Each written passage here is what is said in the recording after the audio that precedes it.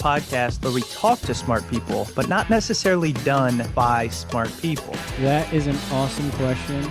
This one goes down probably on one of my top 5. Hey, I like nutrition. I like to eat food. This is the coolest thing ever. We're going to do this forever.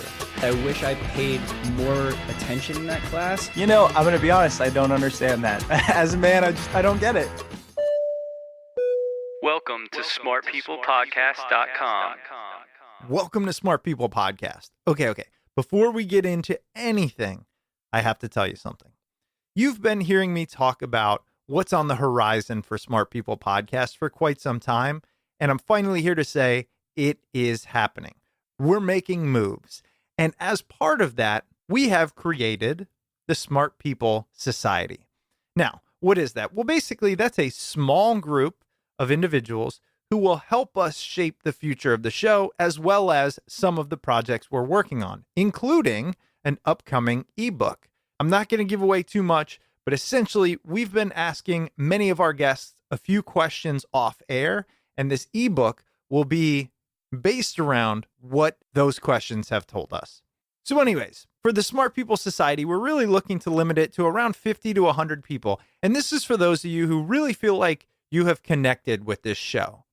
You know, I'm not so much concerned about how long you've been listening, but really how much you feel this content, this idea resonates with you. Do you look forward to new episodes? Do they constantly spark new ideas, new thoughts, creative endeavors? And most importantly, do you feel like this show has added a fairly substantial amount of value in some way to your life? If so, head on over to smartpeoplepodcast.com/society. That's smartpeoplepodcast.com/society. Now, again, this is going to be a limited crew. We really want to be able to interact with you, and we want people who are willing to give us that time. But it's not all take. Of course, we've got some goodies for you. And as things roll out, you'll also have VIP access to those. And keep in mind, there's nothing for sale here. You're not going to a sales page, right? This is just, we want to connect with the people that we build this show for. Last thing I will say is, if you have already emailed me about this, because many of you have, don't worry, you are included. You are one of the early few. You'll be part of it and you'll get all the goodies. Okay, let's get started. This week on the show, we have an absolutely incredible episode. I feel like our guest this week is my doppelganger in the world where I was much more diligent, hardworking, and successful.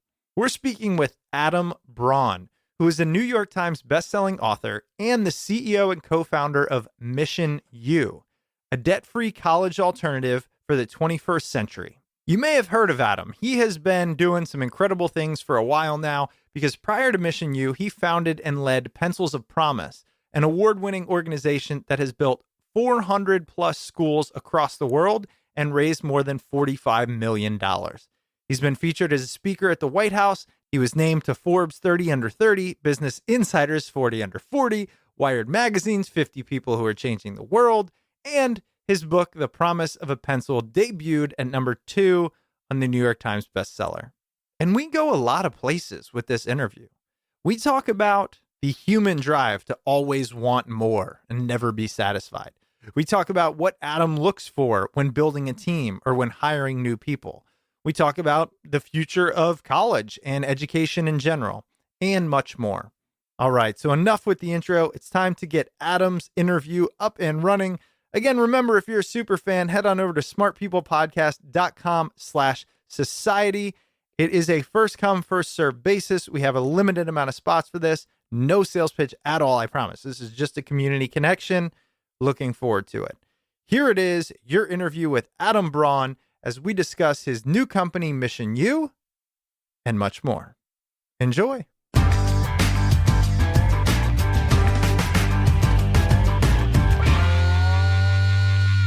Well, Adam, you are a busy man, and we appreciate you making the time to be on Smart People Podcast. Oh, my pleasure. Thank you so much for having me on. You know, Adam, I got to admit something. Do you mind if I ask how old you are? I'm 34. Yeah, that's what I thought. I didn't want to like you.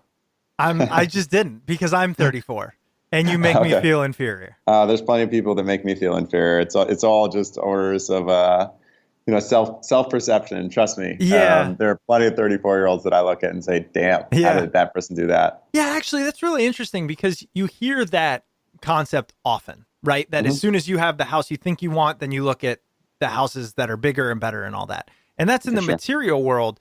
And we're going to talk about all your accomplishments, but you don't strike me as a material type guy. But that doesn't mean that you don't have the same wants or shortcomings as the average person. What does impact you? What does affect you as it relates to your success? Do you have to keep yourself in check on wanting to accomplish more, judging yourself against others? Or have you really kind of figured that out by now? No, I mean, I'm like most people. I'm always self-evaluating and a person in a state of evolution. And so, I think what I've tried to do is just really understand a handful of things. One of them being just the actual, science behind happiness and meaning and success and fulfillment and all these things that people aspire towards. And one of those components that's just undeniable. I can't remember the name of the book, but I read this book years ago that really talked about just the power of relativity and how your perception of self is almost, not entirely, but very, very heavily a function of who you consider your peer set and who you compare yourself to.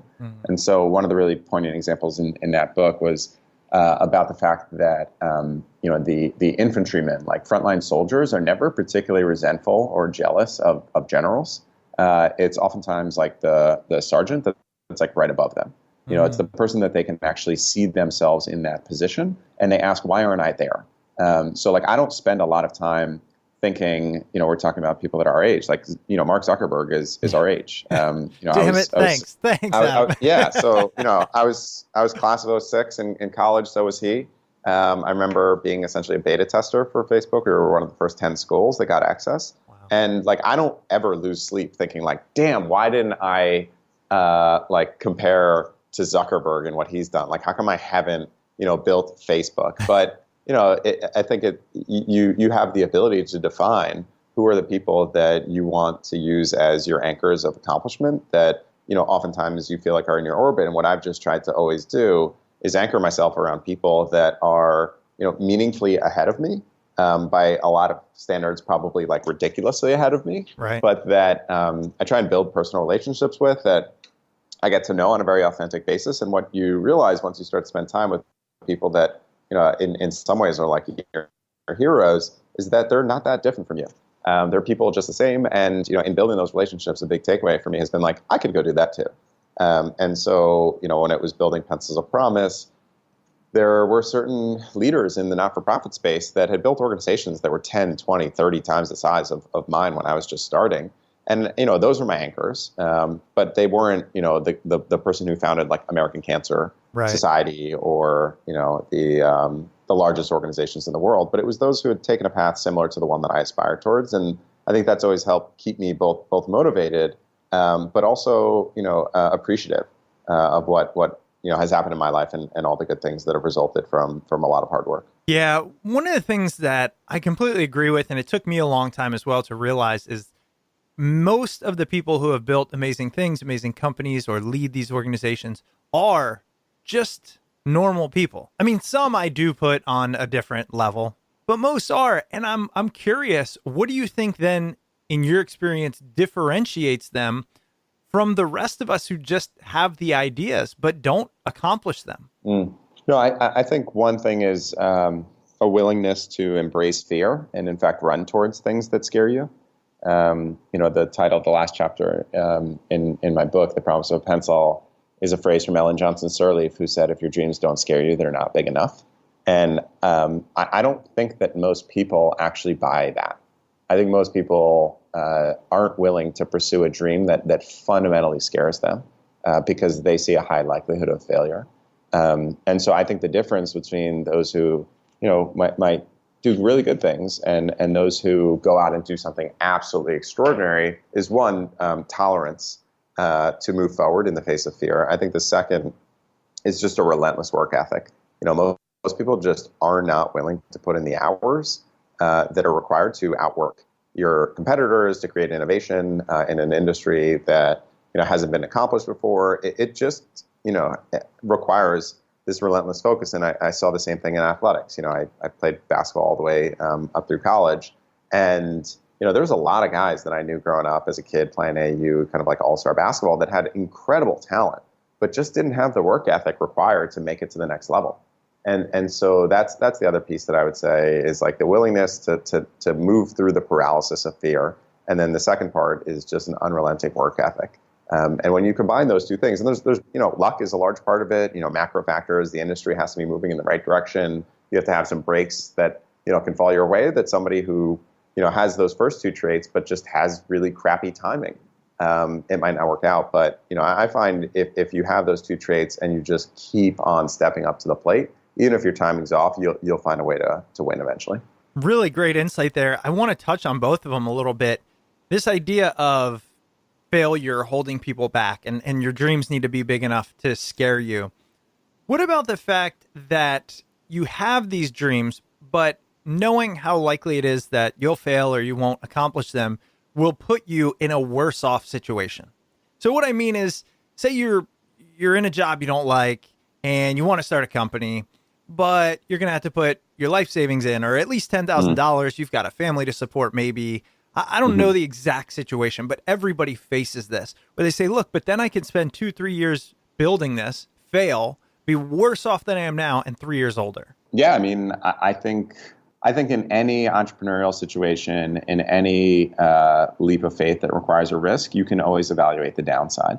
I think when you have family that you need to support, that downside is much, much more significant than when you don't, which is why I personally advocate for people taking entrepreneurial leaps when they are young, because you don't have that house with the mortgage and the cars and the kids' school and all of these components of life that create one, just a higher monthly burn rate, like you just have these institutional kind of costs in your life. But two, the learnings from failure, which I think a lot of people underestimate, can be reapplied in the next, at bat, whatever that looks like, especially if you're young. And so, if I take, Pencil of Promise and then MissionU, my current focus, into account. I mean, when I started Pencil of Promise, I was 24. I had a great job working at Bain & Company. I had a six-figure salary, not like crazy six figures, but like, right about at six figures. And I was getting calls on a weekly basis from headhunters in private equity and hedge funds that were offering a $250,000 a year compensation to come and join their companies. And that was like very common. That's just what happens when you're in that role, and it's an incredible thing. And, I wanted to instead pursue a path in which, I was going to put $25 in a bank account and try and, build my own nonprofit, making less than a third of what I was supposed to make at Bain that year, and forego all that money. And I think by many accounts, I could have done the same analysis. And, I in fact did. I mean, I said, what would happen if 5 years from now this is successful, this is not successful, versus if I took one of these jobs? And, if I took one of those finance jobs, I have 5 years from now, like I'd have $1 million+ banked, whereas that's not likely the scenario in going and building your own nonprofit. But I did think about, 20 years from now, what would my life look like if both of these things were different paths and both of them were to lead to success? And what I netted out with was, 20 years from now in the finance route, I'd have a bunch of big houses, I'd have a bunch of cool cars, a boat, and my kids' college education would be paid for, et cetera. If I built a great nonprofit and led that for 20 years, I would likely have a solid house. It wouldn't be as crazy. I probably wouldn't have multiple. I'd have a solid car. It probably wouldn't be as crazy. But hundreds of schools, literally hundreds of schools around the world would be built as a result of that effort and that leap of faith. And when I weighed out just the material possessions, like the material impact of those two paths, it was unequivocally easy for me to say I should be taking that latter path. Now, again, like we talked about fear, the reality is I didn't really weigh the downside. I think most entrepreneurs have this, or at least entrepreneurs that succeed, they have this willingness, this ability to kind of blind themselves to what would happen if this fails. Because the person who spends, any like meaningful amount of time as to what would happen if this fails is already lost.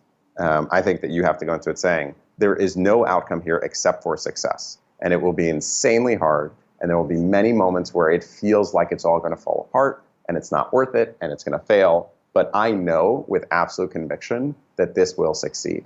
And it's that mentality that keeps you pushing through those really challenging times and enables you to ultimately find success. You mentioned the work ethic as well. Like, have you always known you've had this strong work ethic? And you mentioned the weekends you try to focus on your family. Have you ever looked at the fact that work ethic can be out of balance? Yeah.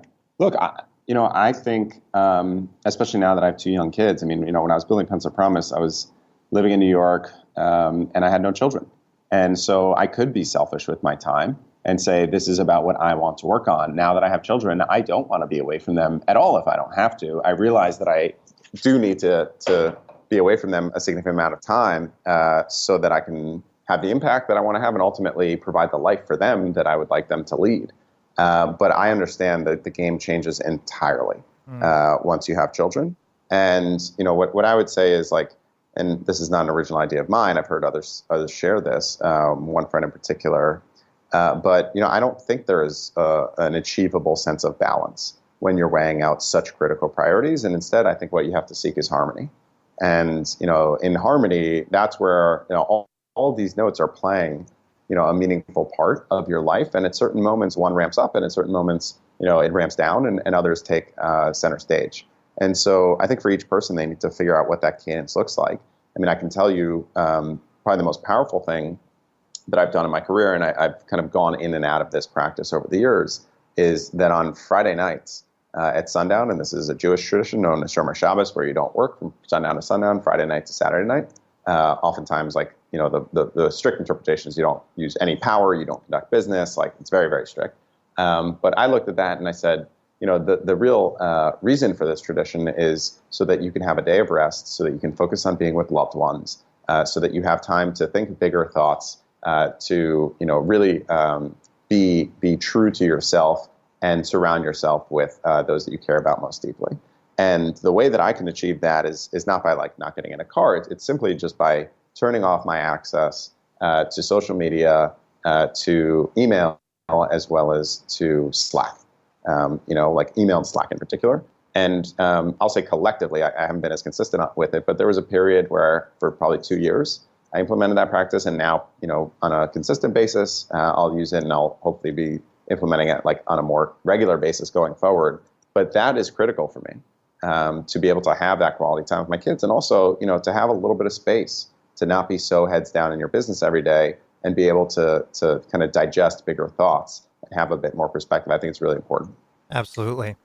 Well, and we'll give a bio about all the things you've accomplished. It's really quite incredible, from the, 30 under 30, and obviously Pencils of Promise and MissionU, which I really do want to dig into MissionU a little bit. But what I really want to go back to is, if you went to work at Bain, I would imagine, you wanted to get this good job, high paying, tough, work with challenging problems, work with smart people, right? And to then transition into Pencils of Promise seems like you had to have some realization that money or this business world, this for-profit path isn't for me, and really I'm more mission driven.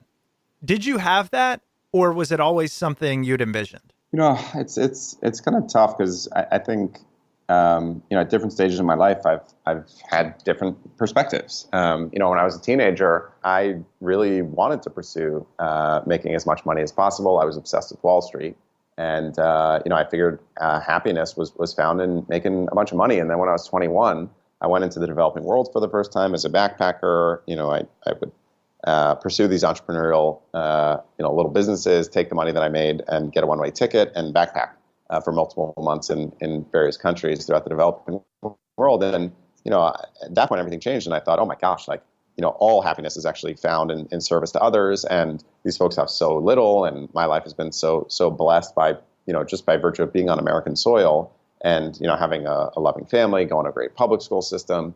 I should be giving back. And that's where I'm going to find joy. And, after a lot of those travels, I moved into New York and I was working at Bain, and I realized, even though I was on a path to making money, I wanted to have an experience that I knew every single day. I'm devoting most of my waking hours to my work. I want that time to be spent knowing that I'm making the world better, and not just in a small way, but in a really substantive one. And that's been my North Star. It's not, hey, I don't want to make money. Like, I have no desire to be impoverished as a result of helping others live a better life and get out of poverty in a lot of the work that I've done. But if that's a byproduct that, there's a cap on the amount of capital that I can make, I'm willing to make that trade-off. But that's not like the impetus. It's why I've spoken a lot about the fact that I actually hate the phrase nonprofit. I don't think anyone wakes up and is like, I don't want to not profit today. And that's not the actual motivation behind any organization. The motivation is to serve others, to create meaning, to drive greater purpose in people's lives. And so I think the whole space should just be known as for purpose. And I think what we're seeing now is the evolution of for-profit companies that are incredibly mission-driven. And that was the origin of MissionU. How I spend the majority of my time now is it was B Corp from day one. It was incorporated as a public benefit corporation, which allows us to raise money from traditional investors and not be thinking about like fundraising year round. It's just a large amount of capital comes in at once, and then you go out and use that capital to execute. And if you do a good job, you can raise more and venture back and all that stuff. But as a B Corp, you can really serve your social mission as well. And oftentimes you can make decisions that are in the best interests of your social mission, even if it means reduction of financial gain. And so that's where I'm motivated, is at the intersection where I can certainly support my family, my loved ones. I enjoy being a meaningful donor to great organizations that I believe in. And if you're not in a position where you're making capital, that's pretty hard. But the core driver for me in all of this is that I want to make the world a better place, and I want my work to reflect that. Adam, it's really incredible talking to you. And I've heard interviews of you, and I've seen videos. I've kind of known about you for a while, but hadn't dug in obviously at this great a detail because I hadn't talked to you. But I'm just saying this for the listeners out there because they kind of know my story and you don't. And it's not about me, but I was a finance graduate. All I wanted to do was work on Wall Street, make millions of dollars. I went into finance, commercial real estate. I made six figures by 24.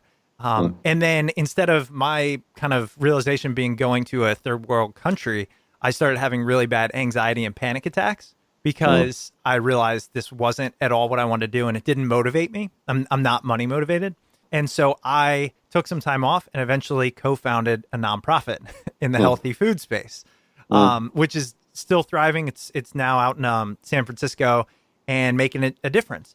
But the reason I say this is because although I've since kind of iterated from that and am now teaching and speaking and doing workshops at organizations, I'm definitely the happiest now that I've been as a professional. And the reason I go through that story is just because, look, you clearly have much more intelligence than I do, much greater work ethic, have made a much bigger impact. But in our own worlds, right, we've taken this from the finance office six-figure thing to how we deem success. And I just put that out there because we get so many emails from people like, I'm in this job, I don't know what to do, I've got to support this. And I just feel like, look, two stories right here that ended up working out at not a too late of an age. It's just really refreshing to talk to you about this. Yeah, likewise. And I didn't know the extent of your full background, but it's really extraordinary what you've been able to accomplish as well. Yeah, I appreciate that. It's just so great. And so obviously I aspire to be more like you. That's why I have you on the show. So I want to ask you this. A lot of people have big ideas.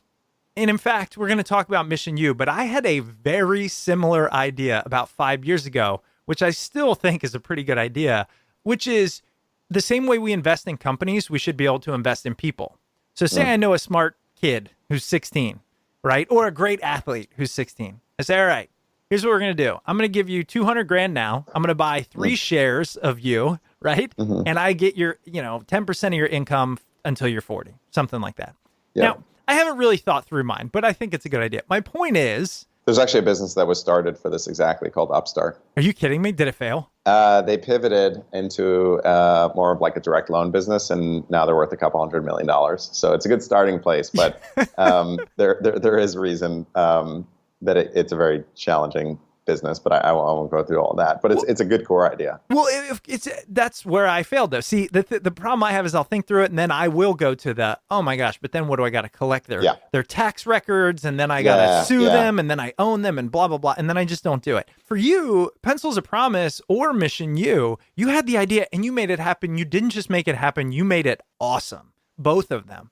And so what is it that allows you to take these seemingly impossible things and make them possible? And why do you have that kind of belief in yourself? Probably better ask my colleagues and coworkers or my family members than me as to what it is. But, I would say a couple things. So first and foremost, Pencil of Promise, I can confidently say has been a success. By the end of this year, we should break ground on our 500th school around the world. We've been around for 10 years, raised more than $50 million. So I feel good about that. MissionU obviously still in its early days, and I think that we've done an amazing job of gaining early traction. Full profiles on the Today Show, Time Magazine, et cetera, et cetera, et cetera. Thousands and thousands of people applying to the program, but there's still a lot of work ahead, and I fully recognize that. We've only been around for about 2 years. Sure. I think the core tenets of my approach, and yourself and our listeners can maybe attribute these to some of the things that have happened or not. But I think the first thing is that I do a lot of the really hard introspective work that doesn't happen overnight. It usually takes years to get to a moment where I feel like I've had some type of recognition or breakthrough in an idea that somebody else has not pursued in the same exact way, and enables me to have just a level of relentless conviction that an idea can work that others don't often have. And so that's kind of step one, is I think a lot of people are just I'm going to do a brainstorming exercise, and then I'm going to have an idea, and I'm going to go build that business. But, I've had a journal since I was 16, so 18 years that I've been writing in journals, and I have dozens filled. And that's a very important part of my process, to get out my honesty, get out my truth. And I'm constantly kind of pressure testing and checking ideas against people. And so I think the first part is I'm willing to be patient so that I can accelerate really, really quickly when I have conviction in an idea, because, you don't get that many at bats if you're always constantly kind of changing. I think the second piece is that I really, really, really enjoy helping others succeed. And I think that manifests in a number of ways, right? Part of it is the direct service of, working with students in Pencil of Promise and in MissionU. But I think the other really powerful way is in building teams that give people a huge amount of autonomy. I'm the opposite of a micromanager. I align with people in a direction, and let them know that however I can or am able to best support them, they can receive from me. But I'm not going to be constantly checking in on you throughout the day, being how's it going? Did you do this well? Did you do that? I think I'm a pretty good judge of talent, and I've certainly made my mistakes on this front. But my interviewing style is pretty unique, and once I get to a conviction with somebody, I put them in a position to really succeed and grow. And so I think that's the second piece, is a lot of people that are extremely talented don't have the willingness to loosen the reins and actually give them to somebody else entirely for a specific task or function. And part of my training at Bain was in building organizational infrastructure and helping to create culture that allows each person to really fulfill their true sense of purpose and talent and ability and ultimately superpowers. And so I think that's the two pieces, is when I believe in something, my conviction in it is relentless. And I think people now know that if Adam really, really deeply believes that something can happen, he's going to find a way, right, to get a great outcome here. It might not be the outcome that he started with day one or that we expected, but something good is going to happen, and this guy's not going to stop trying until there's either a safe landing or a really, really big outcome here. Just pure failure is not an option for this guy. And then the second is being able to both find and recruit and then really empower great teams. I'm really curious now, and you don't have to give away all your insight on it, but what makes a good interviewee? What are you looking for? Well, my interviews are usually a lot more about fit than function. I tend to let my teams focus on function. Is this person capable in the certain area that we need them to be capable in? Others have probably, more direct styles of getting to that. I do always ask people to do a take-home assignment that is usually reflective of what their job's actually going to be. And so I'll say, like, please spend somewhere between 3 and 5 hours on this, return it to me within 5 days. And like, here's the task that I'm going to ask you to put together. And it's like the exact job or a project within their exact job. So I can see how they think through problems, how they process that information, and what their output would look like. That helps me a lot. But in the actual interview, honestly, what I'm really looking for is a number of character traits. The first is integrity. The second is ambition. The third is confidence. Like, do you believe that you're good at your job? Because I want you to believe that you're good. But the fourth is kind of a counter to that, which is humility. And then the fifth is like, is this someone that I like? Yeah. And want to be around? Because like, I want a culture of people that like being around each other. And obviously, if I'm employee one, like, I got to start with people that I want to be around. Right.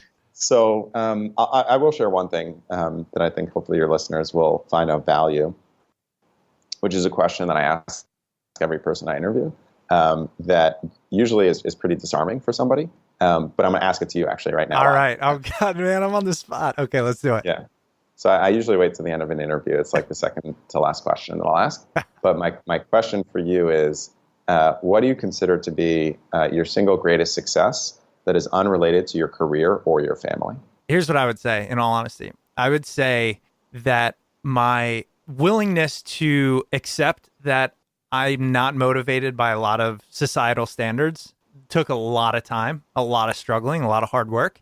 Because when from 15 to 25, you think your only goal is to make $1 million, and all of a sudden you are kind of forced to address that and take the not safe route, the route that doesn't pay money, and look at what you had imagined your future to be isn't really what you want, and then be willing to make a life change to do it, which I did. I'm proud of that because I think from everything I've learned, people look back and ask, what have they accomplished in terms of good in the world? And I think I'll be able to do that only because I made that change. So that would be my answer.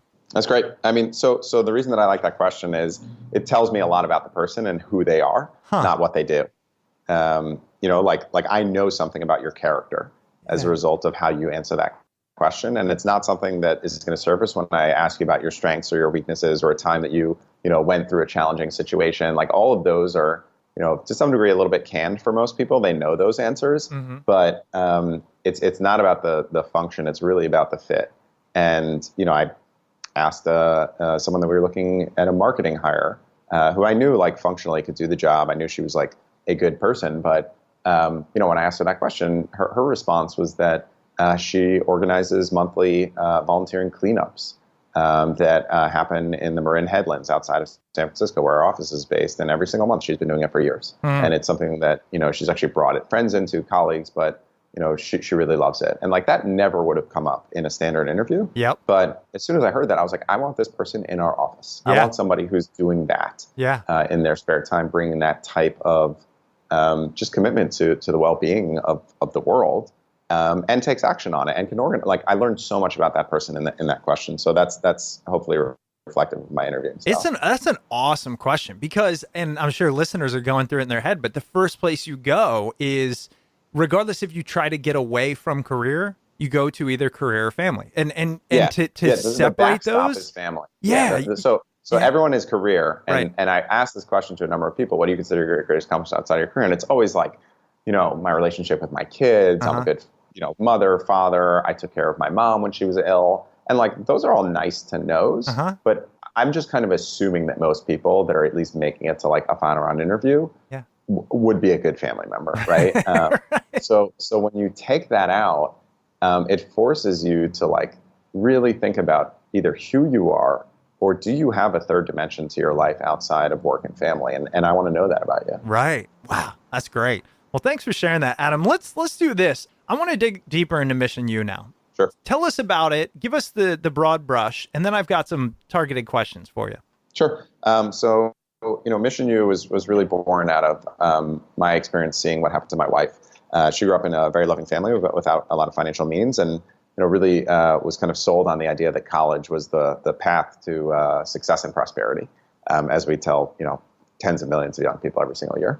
And she ended up going to college both in-state and out-of-state, public school and private school, trying to reduce the costs along the way, and still got absolutely crushed with student debt on high interest rates. And by the time that I met her, she's, I think, 24, she had $110,000 of student debt. And it was just absolutely debilitating. And she didn't really acquire any of the applicable career skills that were going to be relevant for the type of jobs that she was interested in. And so it was just this huge mistake. And the more that we spoke about it, and the more that I learned that student debt was the only debt in the country that couldn't be discharged through bankruptcy, which is crazy, the more I wanted to really create an offering that could best serve students and their families within the higher education landscape. And so MissionU currently is a higher education program that you apply for when you get in. You don't pay us upfront. And instead, we really invest in you across the course of your participation in our program. And what you commit to is a contribution back to us only if and when you are making above a certain threshold of income. So only if you essentially land a solid job. And it's a mix of soft skills, hard skills, and technical skills across your participation. We partner with today's leading companies like Uber and Lyft and Spotify and Warby Parker and more to help design the curriculum. Have guest speakers from top tier companies, essentially on a weekly or bi-weekly basis. Our students visit some of the best companies in the world. They were at Airbnb a few weeks ago. They were at Square. They were at Spotify. They've been to a lot of incredible places. So you get exposure to these not only company cultures but also the personnel. And our partners get early access to our graduates. So they're getting this great pipeline of just not only talented but also incredibly diverse talent, which we know is really, really critical today.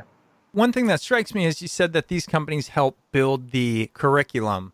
What do you say to the person that says, well, then you're just really creating a factory of people who are only learning what's necessary for a few specific jobs? I mean, one, I would say that a lot of our students come in with an interest in a specific field, and our goal is to equip them for those types of jobs. I mean, our major right now is in data analytics and business intelligence. Data analytics is a skill set that is applicable within marketing, finance, operations, data science, strategy, yada, yada, yada. And so what we look for is really applicable skills on the hard skill side. And then the soft skill side is about self-development, holistic knowledge, in particular, effective collaboration with others, teamwork, communication, delivering and receiving critical feedback in a professional context. So we cover a pretty wide swath.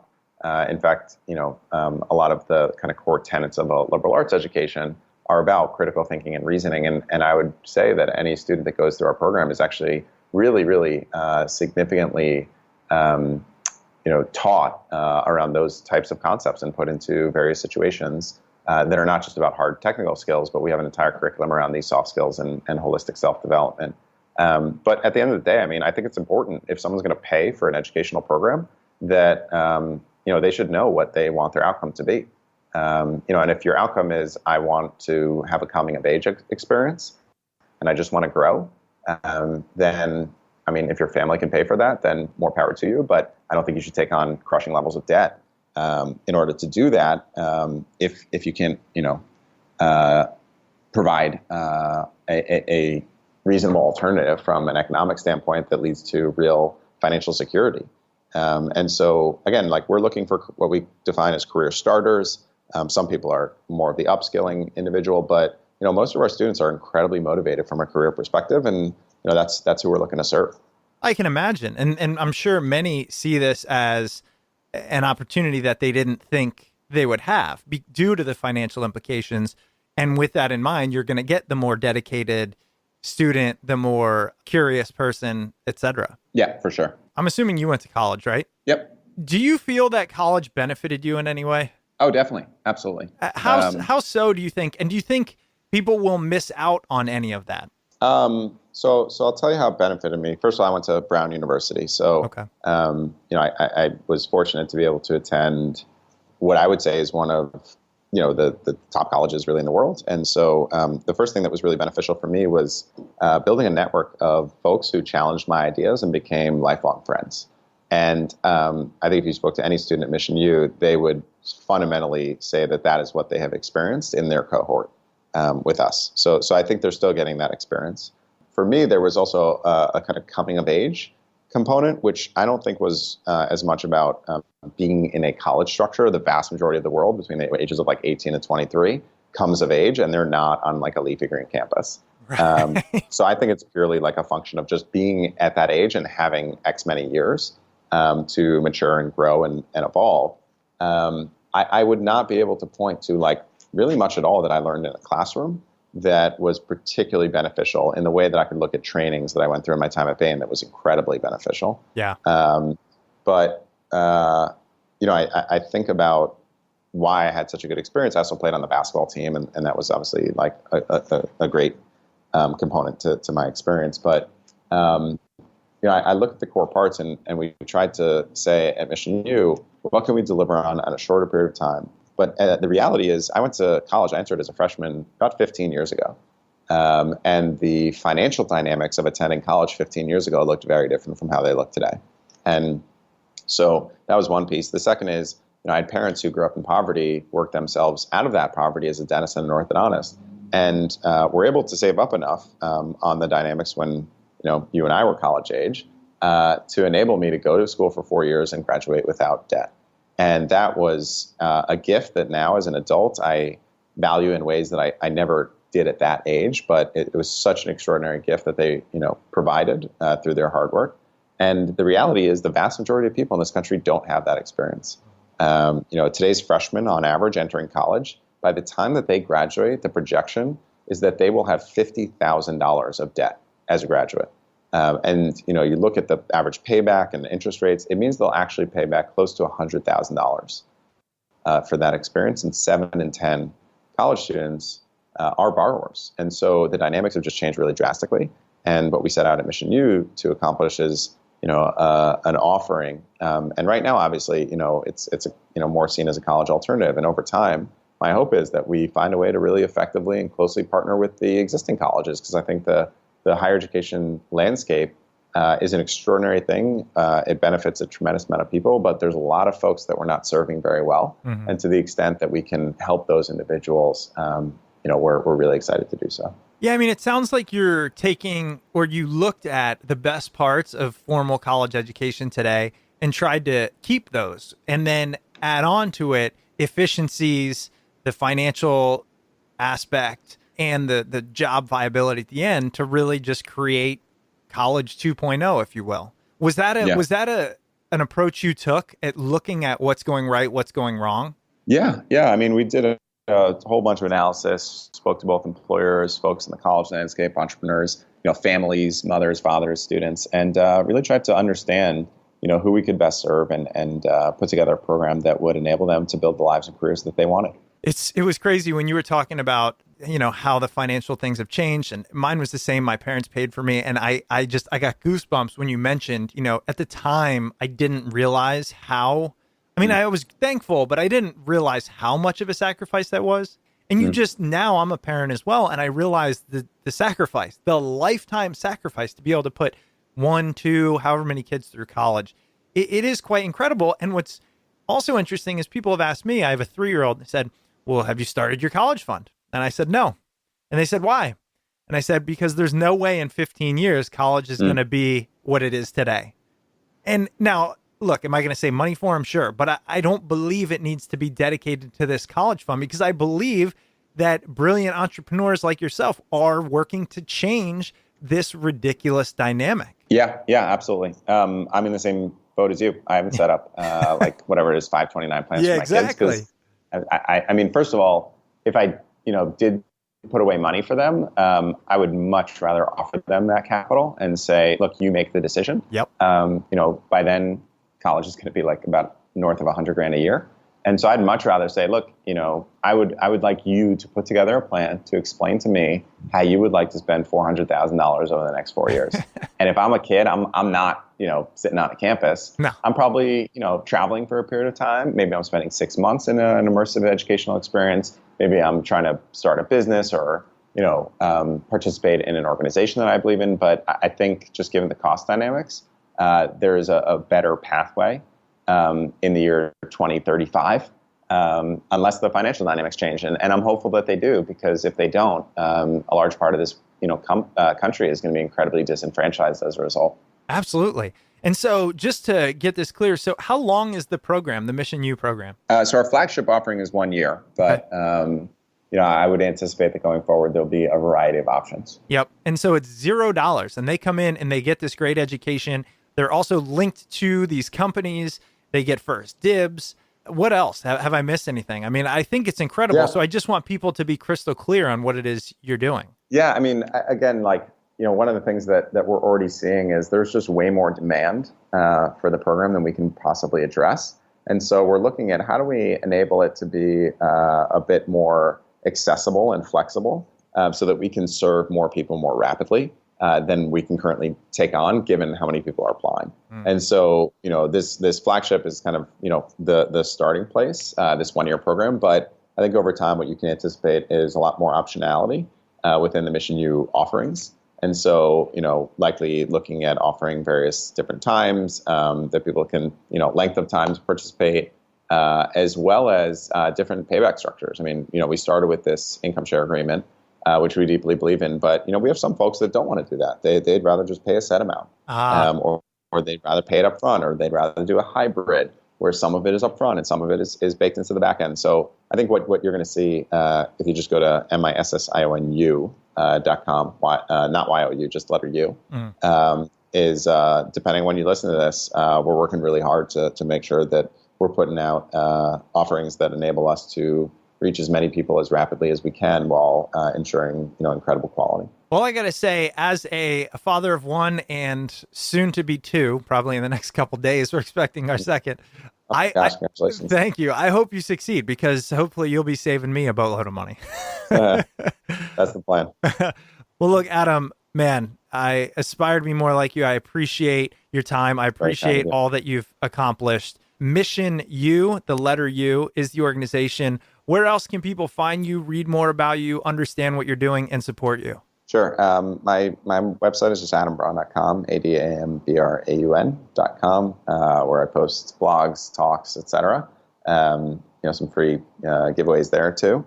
And then on Instagram, I'm ITS Adam Braun, so it's Adam Braun. On Twitter, just at Adam Braun. And my book is probably the best way that you can really learn a lot more. When it came out, it went to number 2 on the New York Times bestseller list, and so it's had this huge following, and it seems to have really transformed a lot of people's perspectives and directions that they want to take their life. And the book is called The Promise of a Pencil, and it's on Amazon or pretty much any retailer nationwide. The Promise of a Pencil. That's right. That's where I heard you from. I think I saw you on Marie Forleo. You've been everywhere. Yeah. I mean, fortunately, people have been kind and said, here's a forum to tell your story. And the organizations are pencilsofpromise.org and MissionU, MISSIONU.com. Fantastic. Well, I know you got a meeting to hop into. Appreciate it again, Adam. Thanks so much. My pleasure. Have a great day. All right. You too. Bye-bye. Welcome back. I hope you enjoyed this interview with Adam Braun. Adam is the founder of MissionU and the author of The Promise of a Pencil, How an Ordinary Person Can Create Extraordinary Change. And as always, you can find his book on Amazon or at your local bookstore. And if you decide to purchase it through Amazon, please make sure to use the Smart People Podcast Amazon link located at smartpeoplepodcast.com/Amazon. If you're looking for other free and easy ways to support the show, please head over to iTunes or Apple Podcasts and leave a rating and review for Smart People Podcast over there. It greatly helps support the show. If you'd ever like to reach out to the show, you can email us at smartpeoplepodcast@gmail.com or message us on Twitter @smartpeoplepod. And as Chris mentioned at the top of the episode, we are now releasing Smart People Society. So head over to www.smartpeoplepodcast.com/society for more information. All right, that's it for us this week. We've got a lot of great episodes coming up, so make sure you stay tuned, and we will see you all next episode.